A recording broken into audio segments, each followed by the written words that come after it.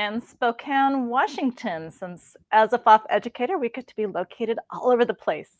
So it's a bright sunny day, it's nice and warm, and what that means is it's perfect timing to learn about some really cool ways, quite literally cool ways, to be able to enjoy your piecework during the summer months, okay? Because I know I personally am not real fond of a heavy comforter when it's really hot outside.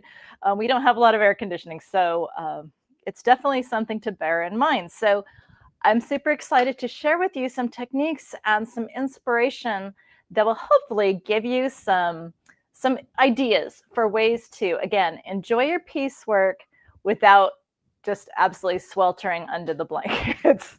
So what I'm going to be showing you today is related to a textile art form from a whole different part of the world. So this is something that, okay, true story, I actually thought I invented it, but I did not.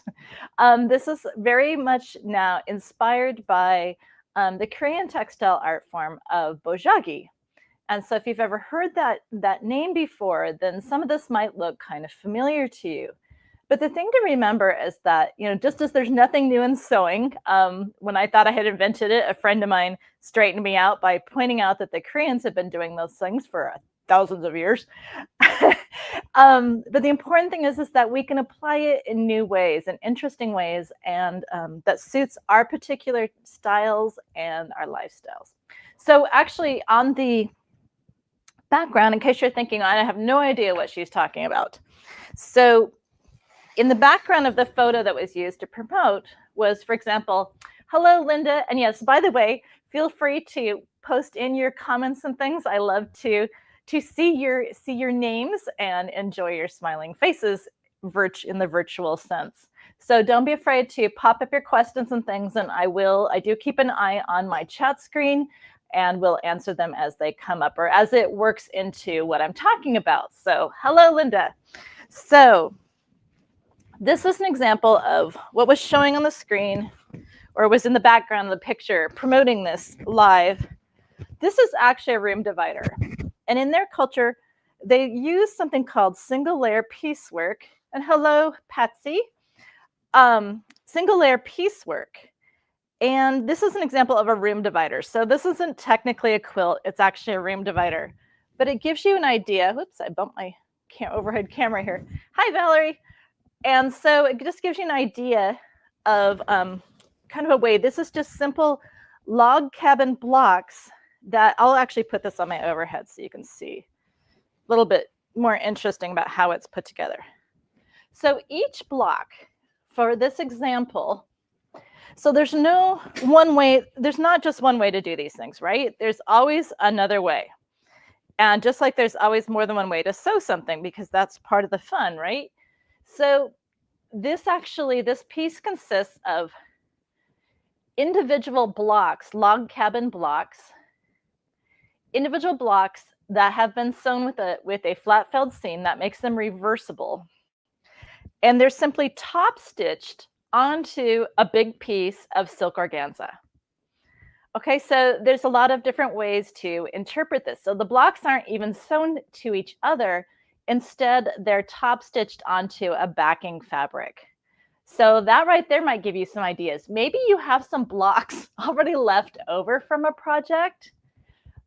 Just hem the edges and you can top stitch them onto a single layer backing and use them that way. Who said they all have to actually be sewn to each other? They can be free floating. Hey, Benny. And so they're really just a fun way to use up maybe even some leftover blocks. It could even be different blocks. Now, in this case, I was actually kind of commissioned to do this. So I think I did have some choice on the color scheme. I wanted it to be silver and gold and red. But again, think about the potentials of even using free floating blocks on just a backing fabric. And the backing fabric doesn't necessarily have to be sheer. So Patsy asked me to repeat the name of the technique, or the Korean style technique. So it can be spelled with either a B or a P, because those sounds are similar to each other, and Korean, of course, is not English. So Bojagi, B as in boy, O-J-A-G-I, Bojagi. But if you do an internet search, you might try searching with a P instead, P-O-J-A-G-I. And that might bring up more books and things. But there's actually a really excellent book by Sarah Cook called Bojagi. And it's all actually in English. So the challenge until recently has been finding books on it that are actually in English. And so Sarah Cook, S-A-R-A, Sarah Cook, Bojagi, you might look that up and you might be able to get it off of, your usual online book sources. Oh, and I've got some more people. Hello to Dina and April. I think I said hi to everybody. Oh, and Robin. I didn't say hi to Robin. So it's nice to see your input. So what kinds of things, if you want to do this sort of thing, and I have more samples to show you as you go along, because what I'm going to show you today, let me figure out where to put this. What I'm going to show you today is I'm going to show you a couple of different seaming techniques to make it easier to do what we call single layer piecework. And so kind of the focus is, hey, Jill's from Michigan. Oh, we've got Alabama, people from all over the place. Awesome. So what I'm going to show you too, so we're going to show you a couple of different seaming techniques so that you can have it be one layer pieced, but also reversible, so it looks good on both sides. And I'm also going to share with you a couple of easy hemming techniques for doing really small hems, because you can actually finish the edges of your single layer piecework. You can actually put a binding on it if you want to.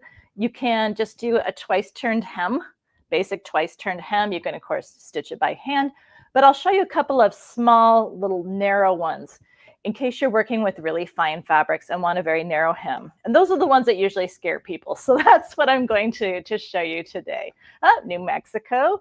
Awesome. I love it. So what kind of fabrics might you use for this?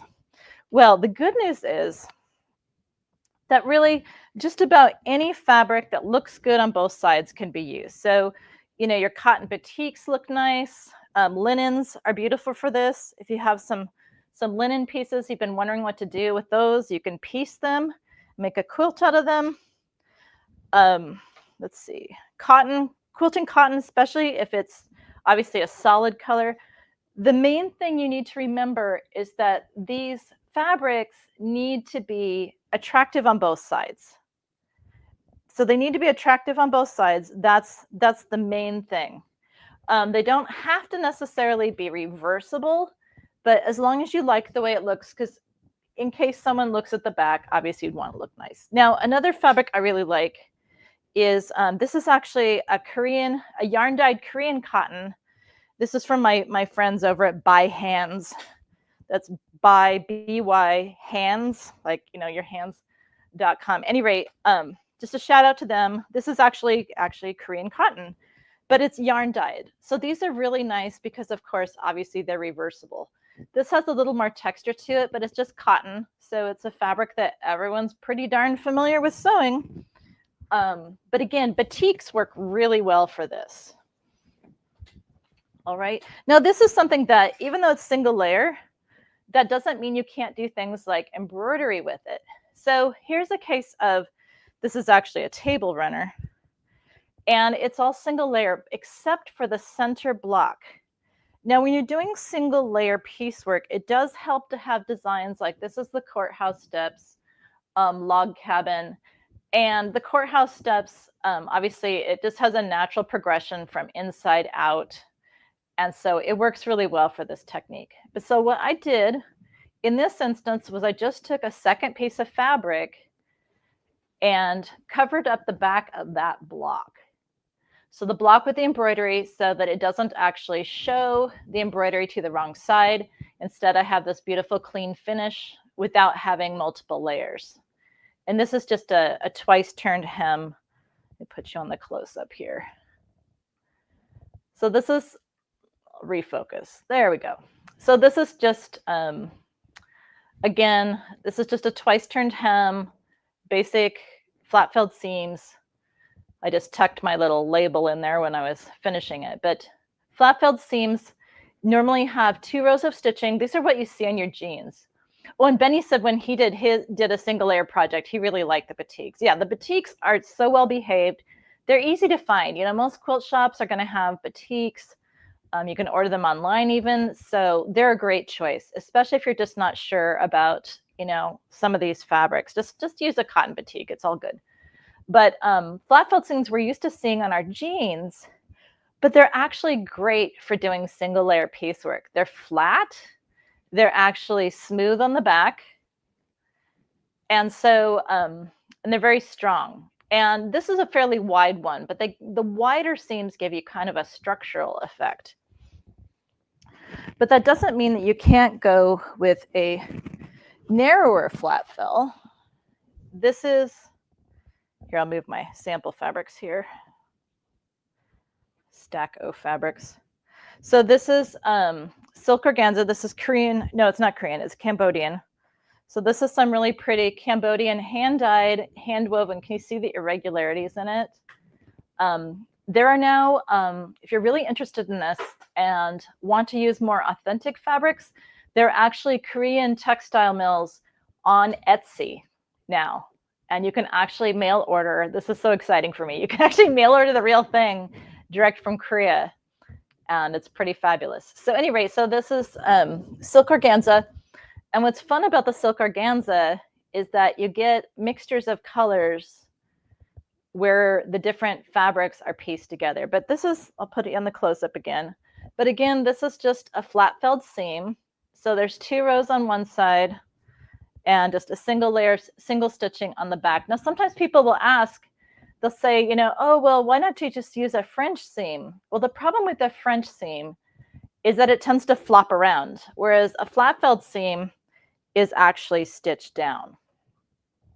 What's really kind of funny about this piece is that, this was actually a class at the Houston International Quilt Festival years ago. It's been a while since I've taught this, but I didn't realize until this year, I didn't realize until this year that this one seam was upside down. See, there's only 1 row of stitching. And I've had this, I made this piece ages ago and there was one piece that was upside down. So the lesson here is don't sweat the small stuff, right? I didn't realize for ages that it had a mistake in it. You'd think the teacher would notice, but this is just a basic Bojagi. So an actual Bojagi it's a type of item. It's a covering cloth. So when you would give a gift, you would wrap it in a Bojagi. So traditional Bojagi have a tail. This is another seam I'm going to teach you how to do a satin seam. But traditionally Bojagi, they have a tail on them. And that's used to help tie it. So if you're going to do a gift, they can be any size. In fact, they're working to build, oh, hey, Rebecca, she's from Florida. Awesome. There's, so they're actually, the curators of the Bojagi Museum in Seoul, they actually are going out and buying antique furniture, not because they want the furniture, but they want the Bojagi that are covering the furniture. So it can be a very utilitarian household item, or it can be something really fancy. Like if you were giving a gift, a wedding gift from your family, it might have, say, your family crest on it, so they know who to give the Bojagi back to when they unwrap the gifts. So there's some really cool traditions with it. But at any rate, it definitely lends itself to any size. And that's, again, they would make them in all different sizes too. So perfectly legit. But in our case, again, a great way to do a lightweight, hi Karen from Indiana, a lightweight quilt that doesn't drive you crazy in the summertime. Okay, so let's learn how to do a basic flat felled seam. Now, obviously, there are felling feet for this. There are specialty feet for doing flat felled seams. But often when I'm teaching in public, I don't have a room full of machines with a flat fell foot. So I teach a very basic method you can do on any machine. You could do this on your featherweight or your treadle machine. Not everybody has a beautiful Icon 2 sitting on their desk. I wish you did.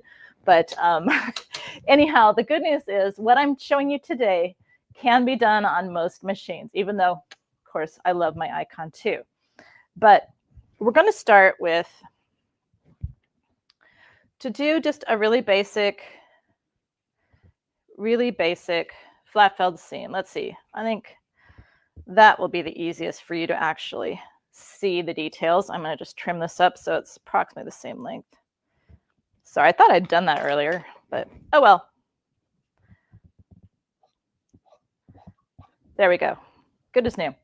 So what you're going to do is we're going to start by just sewing a normal seam. Now, okay, here's one thing you're going to have to bear in mind if you're using this for quilting is you may need to adjust your seam allowances. Okay, so I would say for the seams I'm showing you today, I would want to use at least a 1/2 inch seam allowance. I'm going to sew 5/8 because that's what my brain wants to do because I come from the garment sewing world. And so 5/8 is what comes naturally when I'm doing specialty seams. But you'll want at least a 1/2 inch seam allowance. So you do need to bear that in mind. If you're going to use this for quilting patterns, you are going to want to adjust your seam allowances depending on which ones you do. So there's the one caveat I wanted to make sure to tell you. I'm glad I remembered, didn't have to go back and correct myself. So basic flat felled seam. Let's take this to our sewing machine.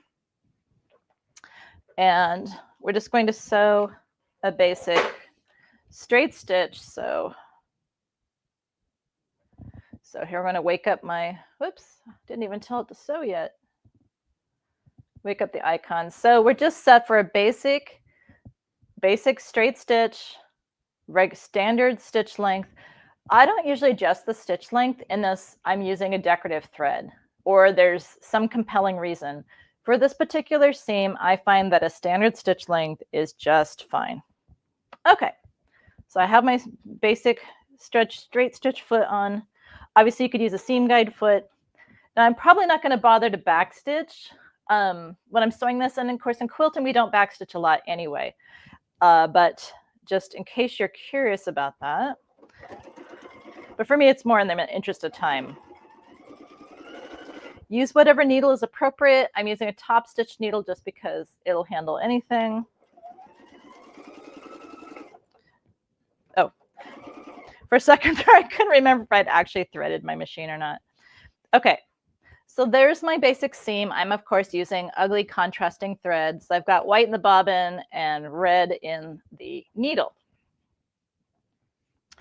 Okay, so this is, again, like just one of the easiest ways to do a basic flat fell. So when you have a flat felled seam, actually, I think I will put you on the closer up.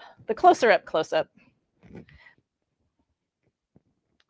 So when you have a flat felled seam, once you stitch it, you'd want to, of course, press it as it's sewn, meld those stitches, and then we want to press it to one side. Now, you might be wondering, okay, which side do I press it to? And that's probably the most important question right there. Which side? Which way do you press it? If you're doing, for example, a log cabin, if you're doing a log cabin block, you're going to start, of course, with the center block. Whether you're doing courthouse steps or you're doing a spiral log cabin, doesn't matter. You want to fold this toward basically like ripples on a pond. So don't press it toward the center block, press it away from it. So this is the folded edge here. So where my fingernail is, or my finger is, this is the folded edge. So that is important to know.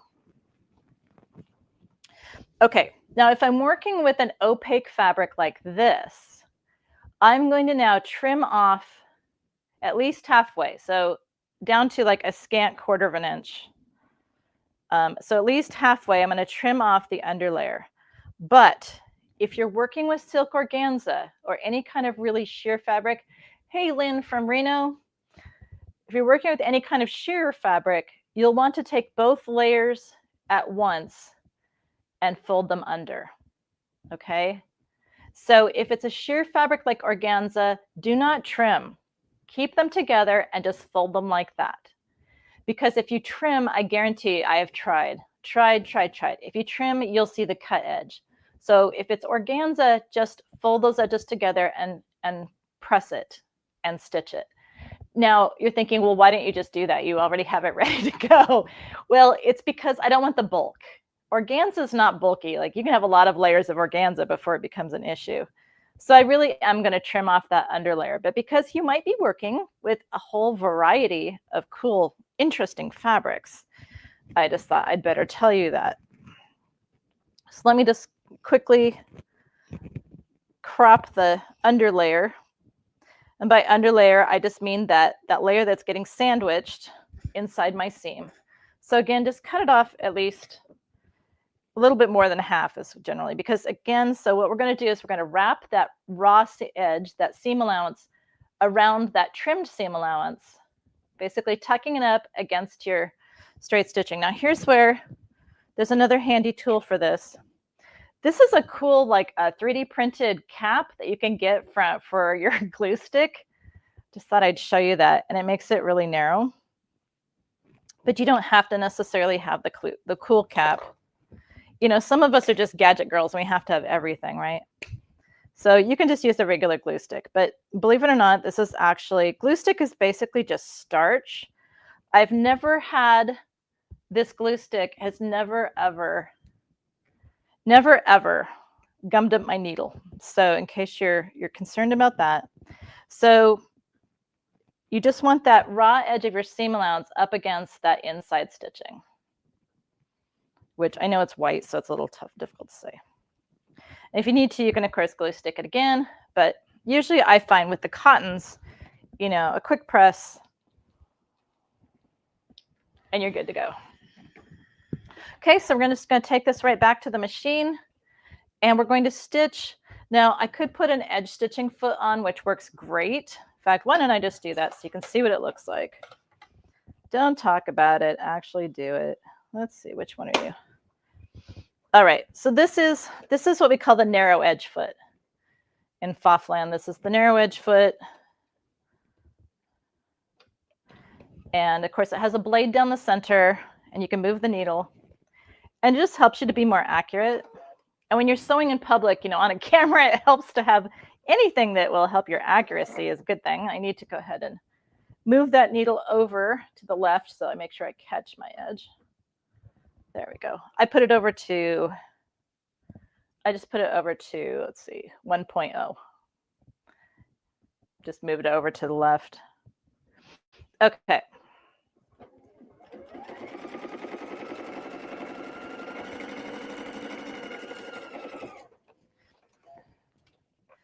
And there we have it. So see how that foot, even when you're sewing weird on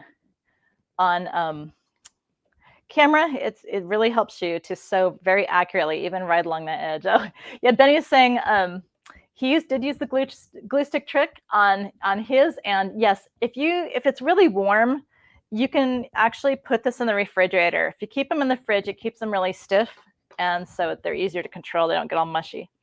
But there's your flat felled seam, so very easy to do. So here's what the back looks like. So nice and clean. It's strong, it's flat, and it's just a great way to do piecework. And you don't need batting or backing because it's already finished. So that's the whole point, is that when you do this as a single layer piecework, you use special seams, it's all finished, and you don't have to have a batting and a backing to hide all those seam allowances flopping around everywhere, right? It's done. When it's pieced together, it's done. Hem the edge somehow, and you're good to go, right? So that's a basic flat fell. So again, sew a regular seam, trim if it's opaque fabric, trim the underlayer, wrap that other raw. So trim one layer, wrap the longer seam allowance around it, press it to one, continue press it to one side, stitch the fold in place. You're good to go. It's really easy. Luckily, you can watch this video over again. So if that didn't make sense, you can watch it again. But they really are flat felled seams, super easy, and they can look really great. I mean, again, they can be itty bitty. So if you're doing a 1/2 inch, a 1/2 inch seam allowance folded in half is a 1/4 inch, right? So it still makes a nice small. Now, I wouldn't, if you had started with a 1/4 inch seam allowance, it'd be darn tough to do an 1/8 of an inch seam allowance, an 1/8 of an inch fell. That doesn't mean, of course, that you aren't talented enough to do that. I'm sure that you're talented enough to sew one, but I'm just not going to bother. I'm going to stick with a 1/2 inch seam allowance and give myself a little grace, right? Okay, so the second hemming or seaming technique I want to show you. Hey, Evelyn. Evelyn's from Texas, definitely a warm place. So I hope this will help give you some inspired summer quilting. So another technique borrowed from the garment sewing world into the quilting world to do some cool stuff is the satin stitch seam. So I want to share that with you next. And one of the things I love about the satin stitch seam is that you can use it, like I've used it here, to just do really simple piecework. So very simple piecework. This is actually, let me get this camera. So this is actually pieces of vintage, so very old kasuri. So kasuri is what we would call, oh gosh, it's that thread resist. Anyway, now it's going to go right out of my head. But any rate, kasuri is what we call it in Japanese. So this is very old kimono pieces. And then I just tea dyed. It's not obvious, but I did dip some of this handkerchief weight linen in tea dye. So you've got silk and linen blended together. And it's basically just a simple block design. I just put it on the diagonal, but obviously to piece it together, just be blocks. But this is a satin stitch seam. So it's extremely reversible. Extremely reversible. It looks the same on both sides if you're using matching thread. So you really can't tell which is the right side and wrong side if you're using. So again, it's a beautiful way to do some quilting. But another cool way to use this is actually you can adapt it to paper piecing. So all those cool paper piecing styles. So maybe that'll have to be another live, is how to do reversible paper piecing. I don't have time to do it today, but it's based on this seaming technique. So you might figure it out on your own, but maybe there'll be another live. So reversible paper piecing, but here's an example of it. So like this butterfly, here's a butterfly, silk organza. And again, using those satin stitch seams. Now I know this is technically the wrong side, because see how it's white? Because we use water-soluble paper to do this. So we use water-soluble paper. And so what you do is either use white thread, or you use a Sharpie when you're done and you just color in the little bits that haven't dissolved out of your project. So anyhow, so any paper piece design can be used to do reversible piecework using this seam, which to me, I just think that is the coolest thing ever. And actually the way it's done, you don't have to flip it like normal paper piecing. Instead, you could actually technically do circles, which you can't normally do with paper piecing. So at least I'm pretty sure I need to do a sample to prove that. But these are all just traditional paper piece designs from some very talented Etsy artists. But anyhow, so I just want to show you, so there's always another way. This is one I like to teach at shows because it doesn't take very long. This is like a 3-hour class, believe it or not, to do the diamond. That's really fun. This is from a very talented designer, Sarah Rose Quilts on Etsy. But you don't have to do it with organza. So here's an example. Here's an example done on silk dupioni. So again, it's reversible paper piecing, but it's not see-through.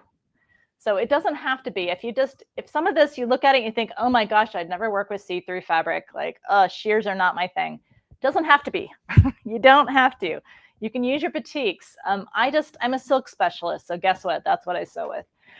So this is it, and this was definitely one where when I was done Again, I had a little bit of white showing, so I took a red Sharpie and just colored in wherever there was a little bit of white wash away paper showing. So where there's a will, there's a way, right? That's what those T markers and things are for, is hiding, hiding the little hiccups and things, right? Nope, I got a little mistake right there. Who cares? It's still beautiful, right? So let's learn how to do this. Okay, so let's see. I've got my stack of fabrics here. Oh, I'm going to do it on organza. Why not? Why not? Have some guts. Work with organza. Okay. What's nice about doing it on organza is that organza. Hi, Gina. Yay. Nice to see you. So, question was asked, where do I buy my silky fabrics? You know, honestly, I buy my silky fabrics all over the place. So, some of my favorite sources online are places, well, Etsy.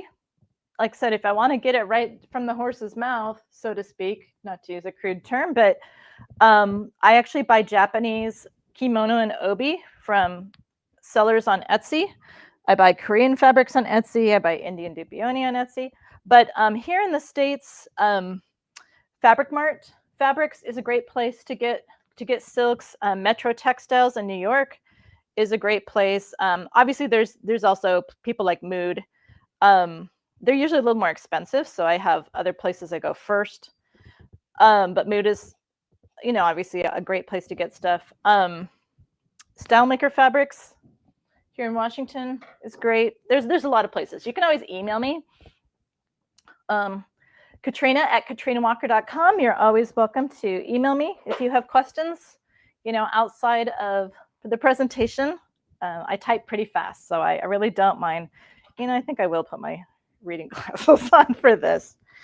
So, okay. So to do this satin stitch seam, now it does take 3 or 4 steps. I'm going to start with my good old plain old straight stitch foot here.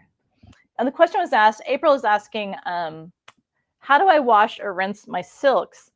Well, basically, when I'm washing silks, I usually use just a really mild detergent. You can even use shampoo, a really mild shampoo. I mean, silk is a protein fiber just like your hair. All right, so if you'd consider washing your hair with it, then you should be okay washing your silk with it. Because it's basically just like your hair. It's a protein fiber. And so when I wash my silks, I just use some kind of gentle soap or detergent.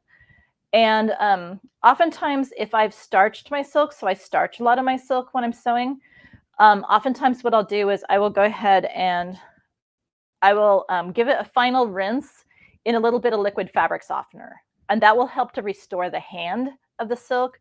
Then you'll roll it up, you know, gently squeeze the excess water, roll it up in an old towel, get most of the water out till it's just kind of damp. And then you can lay it out to dry or what have you. So anyway, so that's how to wash silk. Remember the silk. Okay, so silk, if you didn't know this, sorry, I have a textile science background. So, but silk has been in commercial production, I guess you could say, in cultivation. Okay, humans have been breeding silkworms or silk caterpillars for about 5,000 years. Okay, a long time.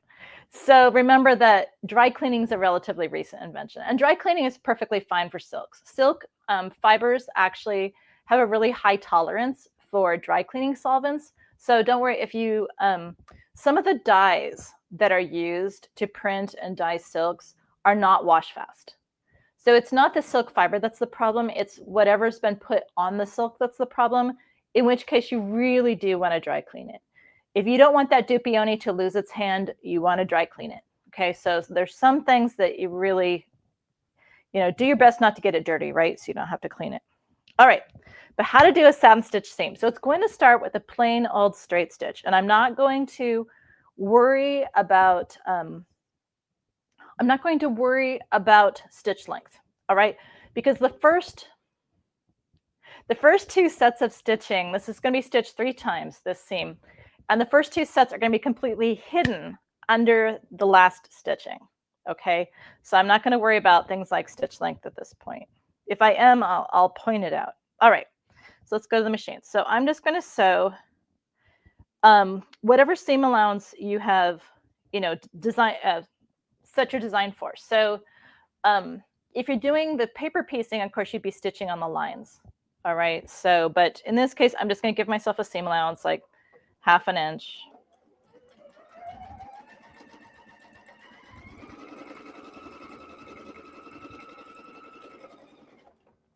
Okay. Definitely use your awesome IDT, your integrated dual transport. That's what IDT stands for, in case you ever wondered. All right, so your first set of stitching is simply just a row of straight stitch. Now remember, I have white in my bobbin, I have red on top. So yes, that's on purpose. So actually, I'm doing pretty well without my reading glasses. So what we want to do is we want to go ahead and press this to one side. Which side we press it to doesn't really matter. I'm actually going to dampen this with a fabric folding pen real quick, just to make it a little bit easier too.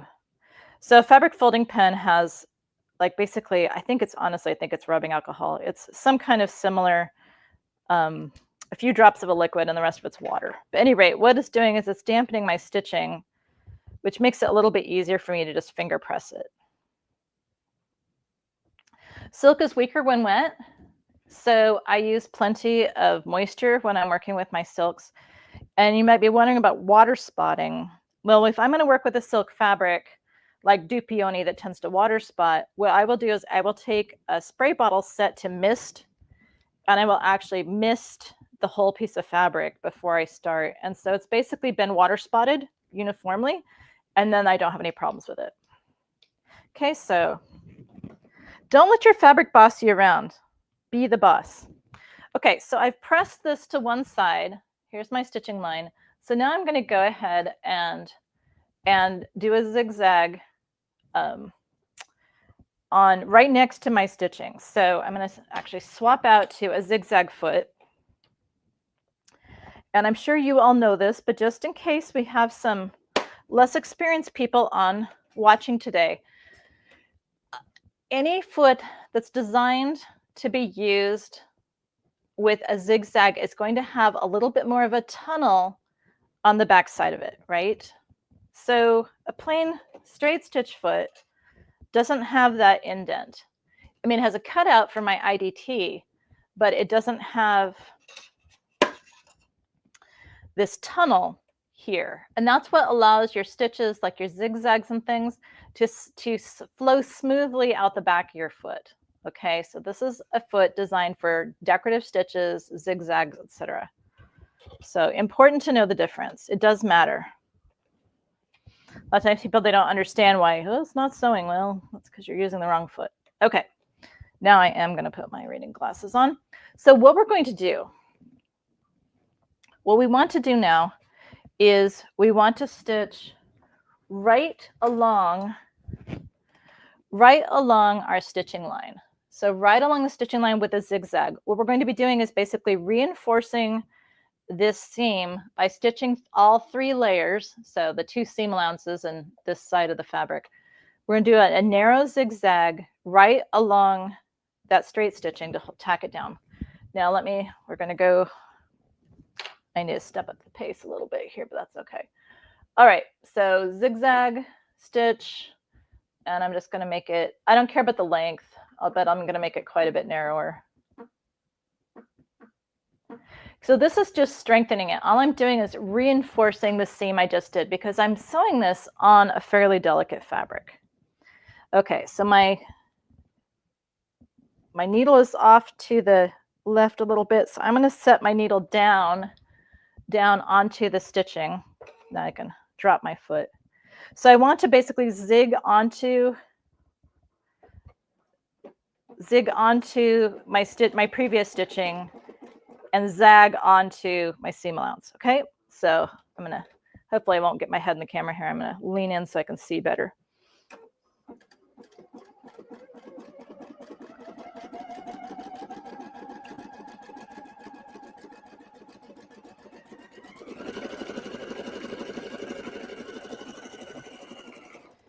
Okay, good enough.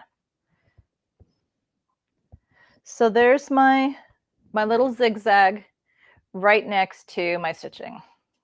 Okay. So, yep, looks good. Looks like I had I wiggled a little there, but that's okay. So again, just going to give a quick press. Anything it's not happy about, that's going to fix it. All right, so now we just need to go ahead and trim. Oh, hi, Diane from Western New York. Been there. So here we're going to trim off the excess seam allowance, right? You can use whatever scissors you like best. I happen to like these little snippies. This is a new pair from a different supplier, but I think, well, they seem to be doing okay. You never know. So I got a little carried away here, got a little wide there. So I'll have to make sure when I select my satin stitch or my zigzag stitch, I'll have to make sure that I select a stitch wide enough to cover that up. But actually, what I'm going to do is, in the interest of saving time, I'm going to make my sample piece a little shorter. So I'm going to cheat. We're just going to sew a little bit smaller piece since you're just learning the technique anyway. Okie doke. Let's take this to the machine. We have one more row of stitching. So here's my single row of stitching, which is a zigzag to just make it a little stronger, hold everything in place, right? Okay. Okay, so for the next stitch, now my icon 2, of course, has an actual satin stitch. But I'm just going to, in the interest of time, choose a zigzag. And so I'm going to make it really short length. So it'll go down to 1.5.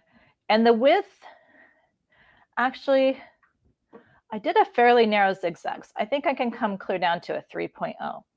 The key is that when we're stitching, we have to make sure that our satin stitch or our zigzag is covering up the previous stitching, right? So I'm going to center the seam, center what I've already sewn. I can actually favor to left, I think, just a little bit. But the goal here is that for all of this to be hidden underneath the stitching. Now, I'm going to go ahead. When you're sewing silks or any kind of soft fabric, keep your seam allowances intact. Notice not seam allowances, your threads. Don't get all in a hurry to trim off those threads, because if you grab, this is why I haven't been using, you might be wondering why I haven't been using my thread cutters. It's because I want to have my needle and bobbin threads handy so that I can hold on to them with my left hand when I start sewing. So I can start sewing right here on the very bitter edge of this silk organza. Number one, because I have IDT, but also because I have all of those threads in my fingers, so I can keep tension on my stitching. Also, another thing I do is I will also keep my finger on my seam. This just gives me a tiny bit more control. Okay, and I do this a lot. I'll have my finger actually on my stitching line.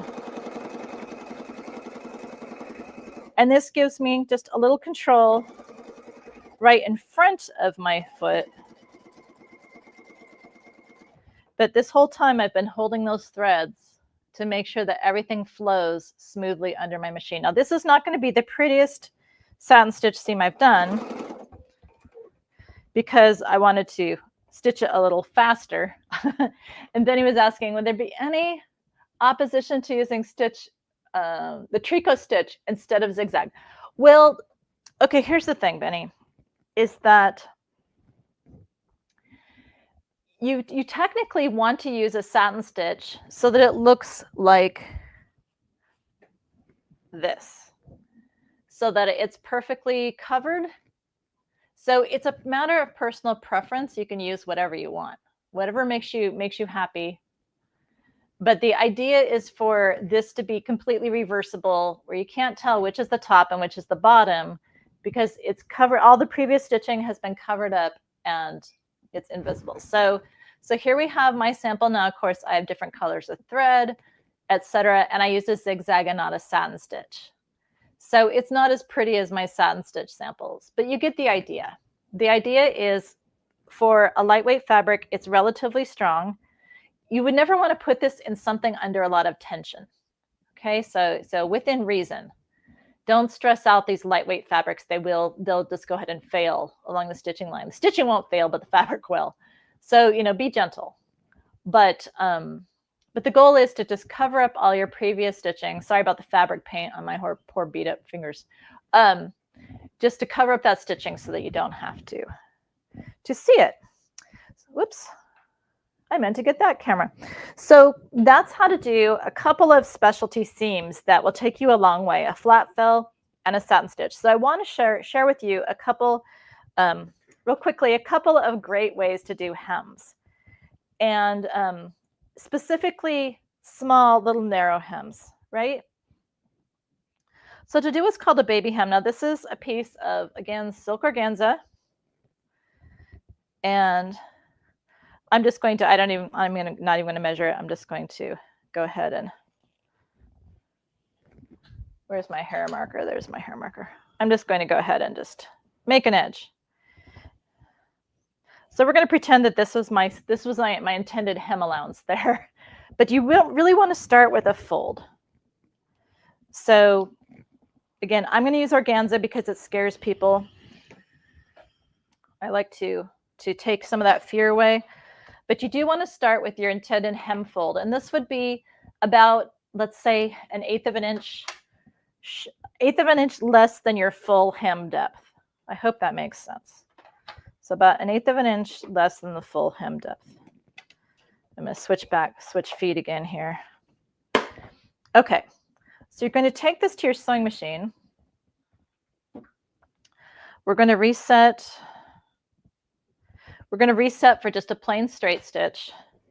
Again, I'm going to grab my needle thread, my bobbin thread, and what I do is I usually wrap them around my left index finger. That and a fresh needle will solve a lot of grief. Okay, so this line here is my needle line, my center position line. I'm actually set for, again, plain straight stitch. Center position, I'm just going to use a plain regular stitch length. I could make it smaller since it's organza, but we're just going to leave it. So there's my center point. I'm going to move over just a little bit. So I want to stitch as close to that fold as I'm comfortable doing. That's the key. Of course, I have to actually hit the fold. But this is going to be stitched twice. So my first row of stitching, I basically want to get as close to the fold as I can comfortably stitch.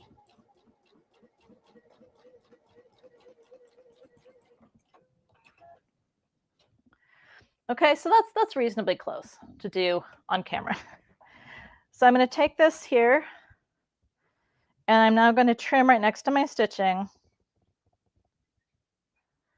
I trim off that extra hem allowance.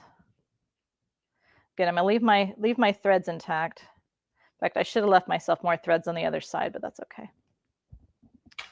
All right, so I've trimmed off my hem allowance. Trim that hem allowance. Now I'm just going to turn it one more time and press it and stitch it. So again, for this organza, I'm going to dampen it with my fabric folding pen. These are available from, this is a Clover tool, in case you were curious. But it makes it a lot easier for me to manipulate the silk if it's wet. Or damp, I should say. You don't necessarily want to make it wet, although that one time I kind of did. But it'll help make it, oops. So then I, of course, push it over with my iron. Okay, so there's my tiny little hem. So now I just need to stitch it one more time from the right side to secure it in place. And that makes a really nice, neat, itty bitty little hem. So that's the hem I used on this Bojagi. So there's 2 rows of stitching. So in the corners, you can't really turn the corner. They end up just being, you go one way and then you go the other way. But it makes a really pretty little hem, even if you use contrasting thread. Question was asked, am I using a sharp needle and fine thread? Absolutely. I'm actually using a top stitching needle. Now with silk, oftentimes I will use a microtex needle, but I'm using organza, and organza is not as fussy as, say, a Dupioni is in terms of the sharpness of the needle. So a top stitching needle is just fine for what I'm sewing with. But the thread I'm using, actually, I'm actually sewing with, I have a spool of sulky rayon embroidery thread actually in my machine. That really wasn't on purpose. It was just like, okay, my machine is threaded, so we're going to go with that. But yeah, normally I actually use embroidery thread a lot for some of these projects where you're going to see the stitching because it has that nice sheen to it. So yeah, so I sew with embroidery thread all the time. Now I generally prefer to work with a, what do I want to say? A polyester embroidery thread, but for this, rayon's okay. Okay, so again, I'm holding on to the needle and bobbin thread, and I just have to top stitch this in place.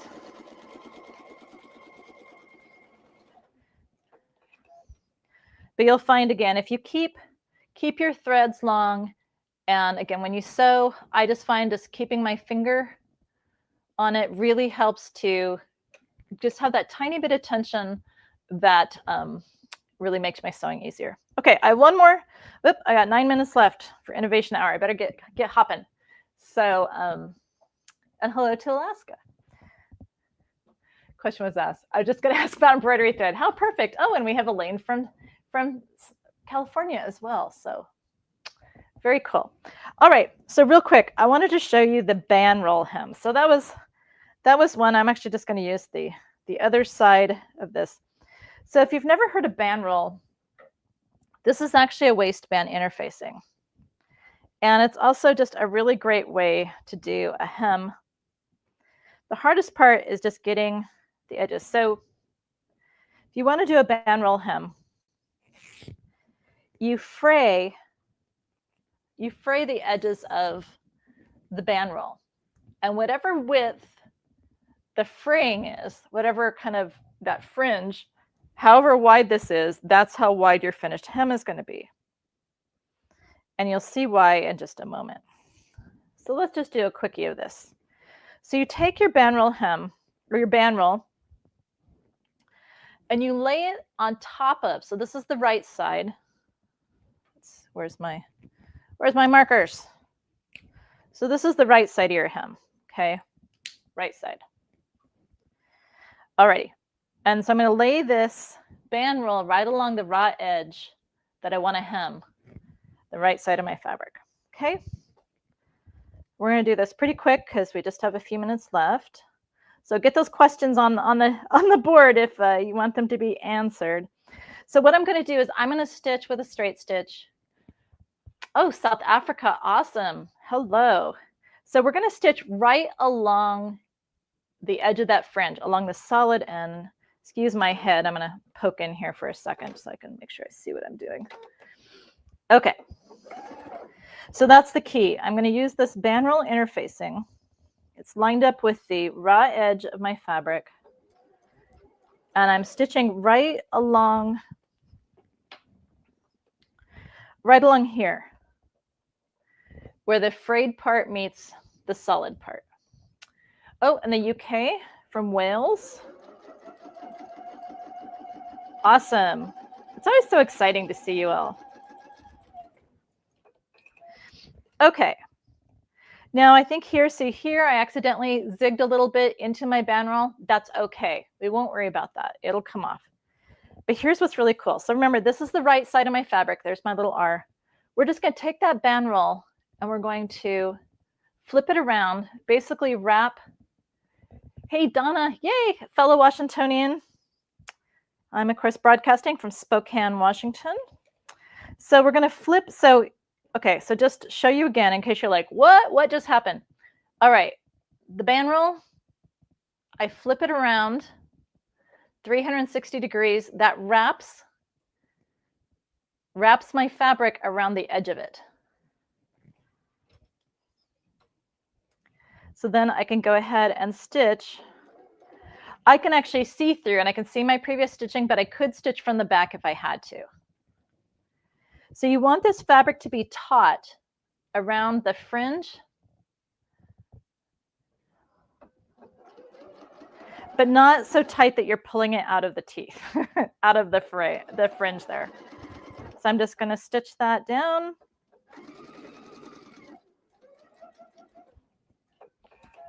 Okay. So there's my tiny little band roll hem.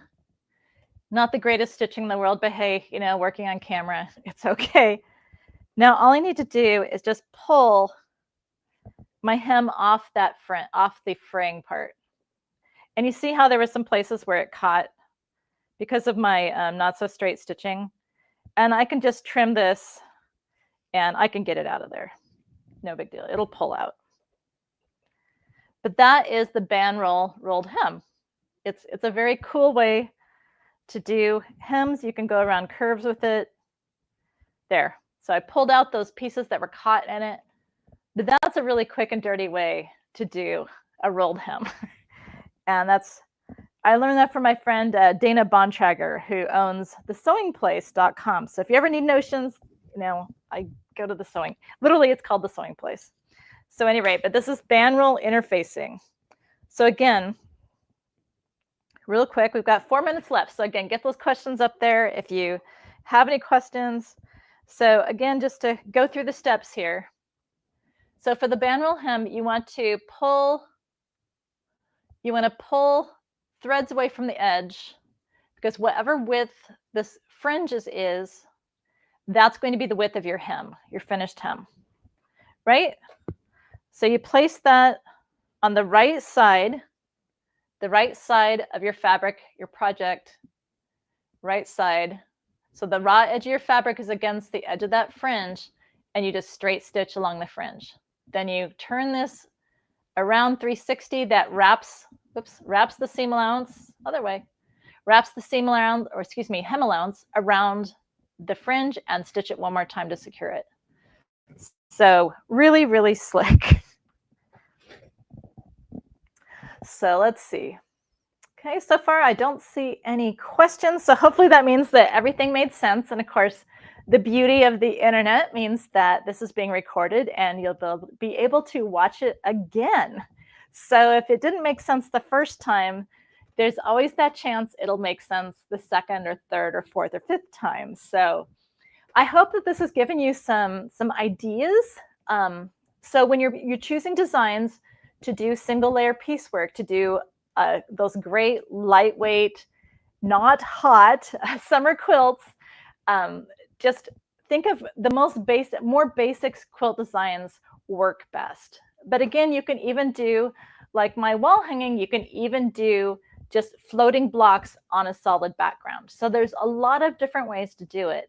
And actually, with the floating blocks, if the fabric background isn't see-through, you could even do your quilting the traditional way and just top stitch it onto your background. So there you go. If you don't want to have to do flat fells or satins or other fancy seams, you could just hem the edges, or, you know, I guess then you still kind of have 2 layers. But anyway, a single layer.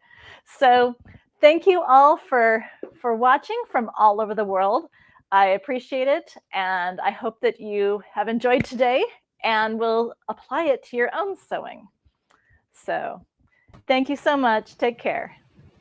Thank you, Katrina. Always so inspiring when you're here. So I just want to let everyone know that the next Facebook Live for PFAFF is going to be July 17th. And it's going to be with Karen Charles. And she's going to go over a topic that a lot of us want to know about. And that is tensions versus active stitch technology. So you're going to have a whole hour learning the difference of why, when, and what of the differences between tension and active stitch technology. And I don't see any more questions, Katrina, so I am going to say have a great day. Everyone have a wonderful holiday weekend, and we'll see you back here in 2 weeks. Happy sewing!